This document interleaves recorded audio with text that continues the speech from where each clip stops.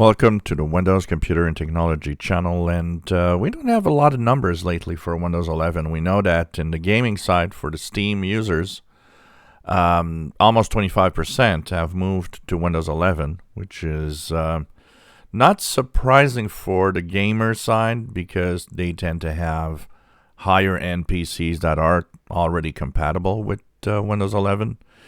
But taking a look at the overall market, what is the market share? I'm looking here at this market share for September from Gstat Counter. And we haven't looked at these numbers for a long time. And you know what? If I look at all the numbers that I've been thrown at over the last year of who is where and what's the real number, because we had some stats saying that it was just 3, 4, or 5%. We had another stat that was like 20. We have, of course, Steam that says 25. I would tend to think Steam over-represents the average because, like I said, gamers tend to be to have better hardware, and also are the ones that might probably have the urge or the interest in moving on for more than the average user.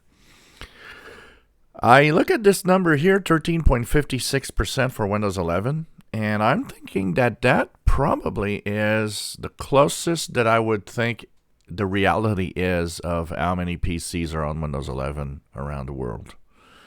13.5 seems to be a decent number that I would kind of say, yeah, I would guess yes, that is true. Now, in the Windows market share, of course, Windows 10 is the big clear winner at 71.87%. That's for sure. One of the things that also is interesting on Windows 11 is that when you look at the Gstat Counter numbers, Windows 11 has a steady rise. It hasn't declined in any month or stabilized. It doesn't move up fast. It moves up fast enough to kind of give us a bump and say, yeah, okay, yeah, kind of interesting. So 0.5 to 1% every month right now in its progression here. So that's kind of interesting. 10.6% for Windows 7, which is very high here, much lower in other stats, but I think this also incorporates a lot of businesses. Remember that businesses, a lot of them have Windows 7 for the only real reason that a lot of the software and hardware they have might not be compatible with anything else.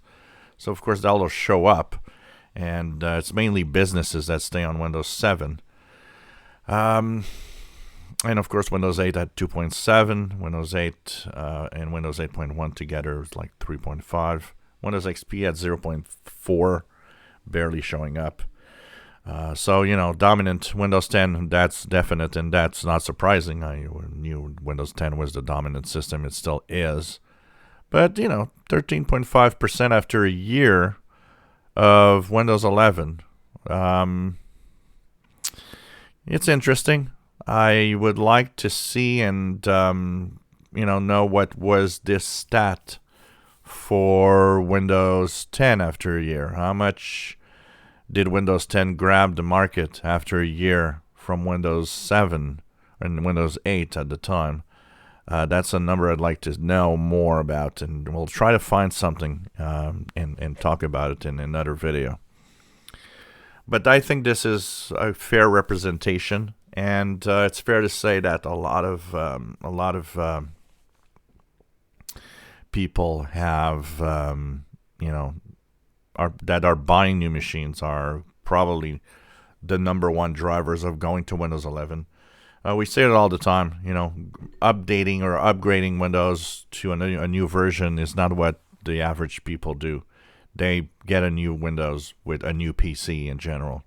It's really just a small subset of enthusiasts like us that actually do it in general. Yeah, what do you think of these numbers? Do you think they reflect a reality of what Windows 11 and how many people are on Windows 11 and Windows 10? I'd like your opinion on this. If you enjoy my videos, please subscribe, give us thumbs up. Thank you for watching.